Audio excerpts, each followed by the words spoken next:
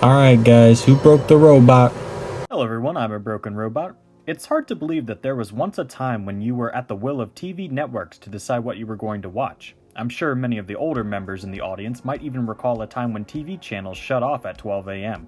Worst of all, if you decided nothing was worth watching on the television, you had no alternative for consuming digital media except, I don't know, reading or kicking rocks to get your storytime fix. Luckily, we now live in the golden age of digital media, where companies, individuals, and influencers are practically fighting each other to be first in line to shovel mindless content down your throat.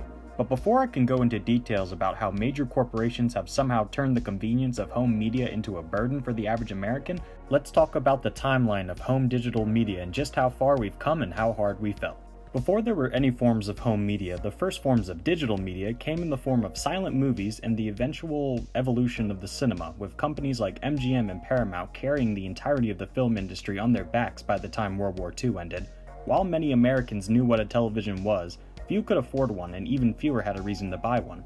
There were only 4 channels, with NBC, ABC, CBS, and the Dumont Television Company hosting the only 4 public broadcasting channels that broadcasted to the entirety of the United States. While in some regions of the country, local channels would diversify the boring news channels and edutainment shows played on CBS and ABC, but for the average American in the 1940s, TV was seen as a fad that would eventually die out. Everything changed, however, when in 1955 NBC televised the new British movie The Constant Husband. This was the first time in history that a feature-length film premiered on TV in the US. This was the first time in American history that one of the 4 major networks showed something besides news or bland edutainment. This eventually opened the floodgate for other kinds of shows and movies to be on television. Before 1947, less than 1,000 Americans had televisions in their home. By 1955, half of all US homes had at least one television, with many US families owning multiple television sets. DecodedTV.com states that in 1949, 100,000 televisions were sold weekly. Thanks to a combination of government regulations and the introduction of the US broadcast system, a door was opened for numerous channels to begin broadcasting nationwide without coming into legal conflict with the 4 major broadcasting companies. By broadcasting shows like The Honeymooners, I Love Lucy, The Andy Griffin Shows, and much more, America saw the entertainment value of the television.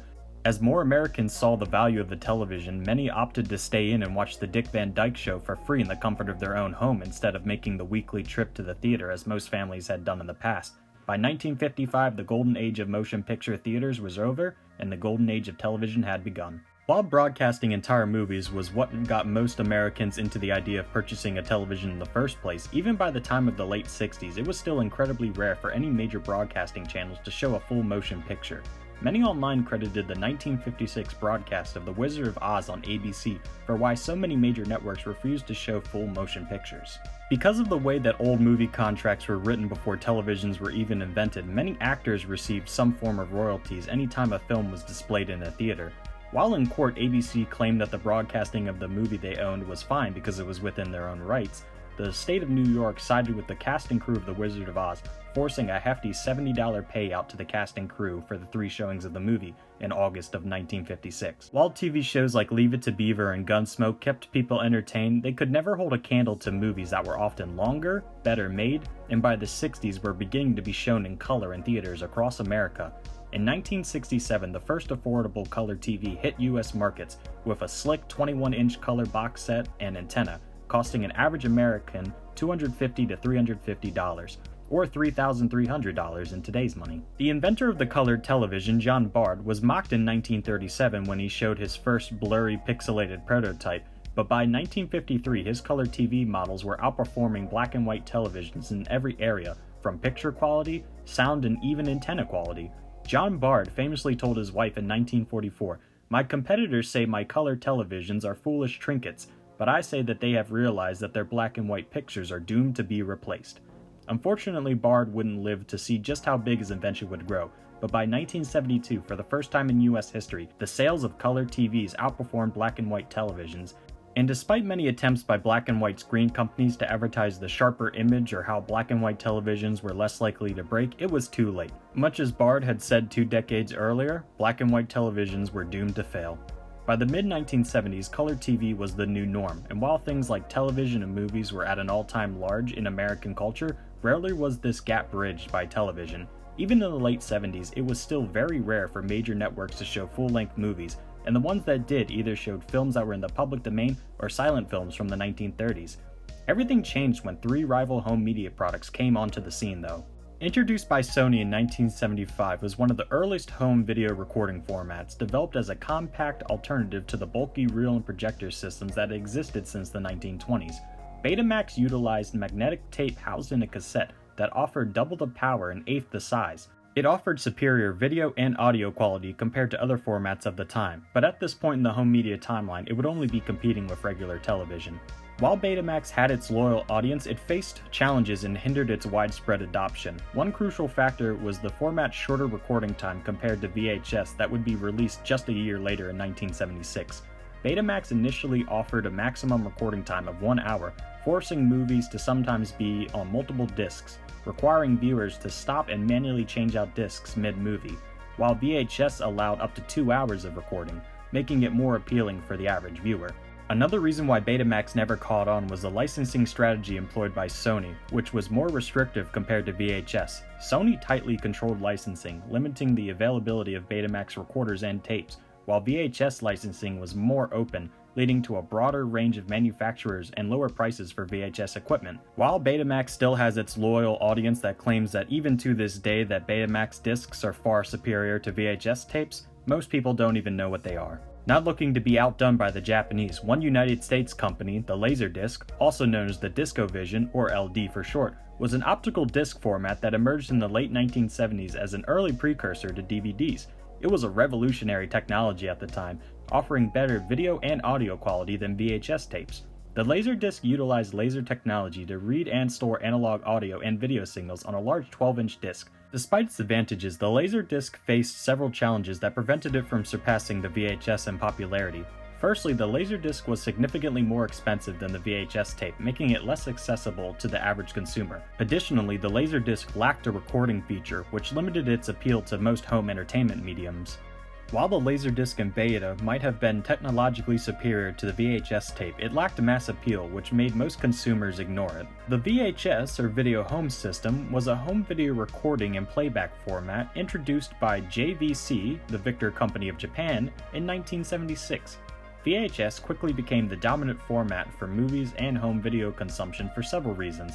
Firstly, VHS offered longer recording times compared to its main competitor, Betamax, allowing for extended recordings of movies and television programs. This longer recording time made VHS more appealing for consumers. Secondly, JVC employed an open licensing strategy, allowing various manufacturers to produce the VHS player and tapes, which led to an increased availability and affordability.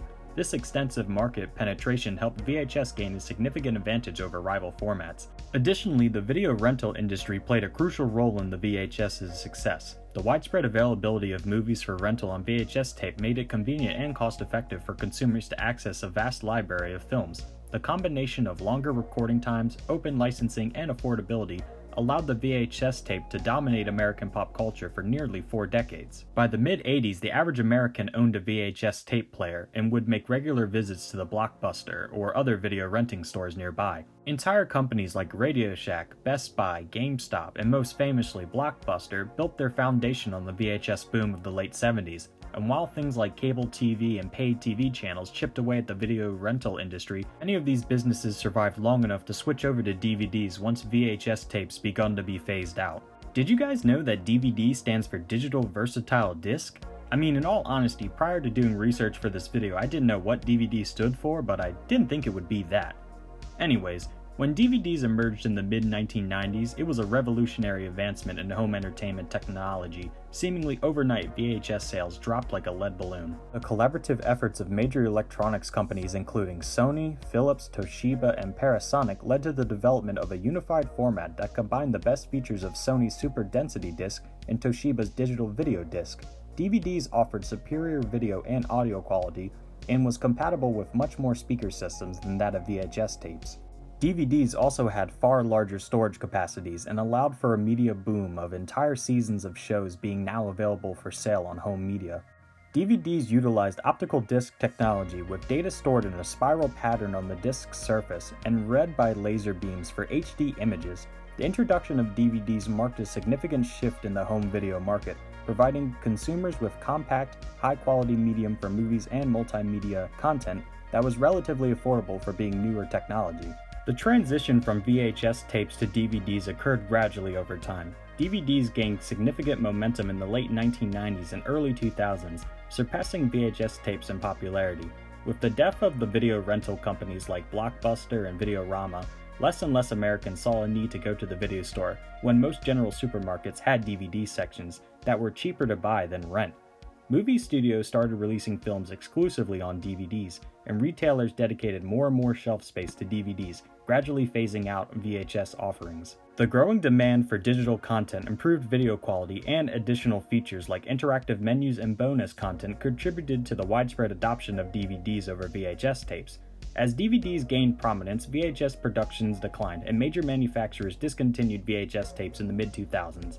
The convenience, superior quality, and broader availability of DVDs played a crucial role in replacing VHS tapes, leading most modern American consumers to say that VHS tapes were doomed to be replaced from the start. While DVDs are still readily available, as I'm recording this video in July of 2023, DVDs can still be found in most major retailers. Some online have started to say, though, that DVDs are doomed to be replaced. Personally, I don't know if I agree with this, but I can't lie. The way the trends look, DVDs are definitely losing their cultural relevance. Many stores like FYE, Best Buy, GameStop, Radio Shack, and Blockbuster that were main hubs for buying DVDs now either don't exist or don't sell DVDs at all. I don't think DVDs will be phased out anytime soon because Blu-ray is basically just an upgraded form of DVDs, but even so, they failed to maintain use with low amounts of Americans owning a Blu-ray player in 2023, and even fewer movie titles being offered in Blu-ray. Regardless, while DVDs won't be phased out entirely, many Americans no longer feel a need to even own a DVD player, with one Statista article showing that roughly only 40% of Americans own a DVD player in 2018. Most Americans have chosen to use various streaming services to watch shows they want, or simply pirate on laptops or tablets, or watch YouTube or free stuff. I myself only own a Roku TV with Netflix and YouTube being the only two things I need for entertainment. I own DVDs, but I don't use them like I used to, and this is a trend that we see to continue with other Americans as well. DVDs might have enjoyed 2 decades of dominance over not only movies but video games as well, but now they sit alongside Blu-ray as a novelty item in electronic stores. More and more Americans use streaming as their preferred viewing habits, with cordcutting.com reporting that a whopping 90% of Americans use some form of home media streaming service as their preferred method of viewing. Well, how much further can we really go? What could possibly come after streaming is phased out? After all, it's doomed to be replaced. But what do you guys think? Is streaming our movies and TVs through the internet really the final frontier for home media, or do you think that another technology will emerge in the future? And with that being said, if you've stuck around this long, I'd like to politely ask you to like and subscribe because subscribing makes you feel good. I hope you all have a great day, stay safe, stay dry, and drink some water.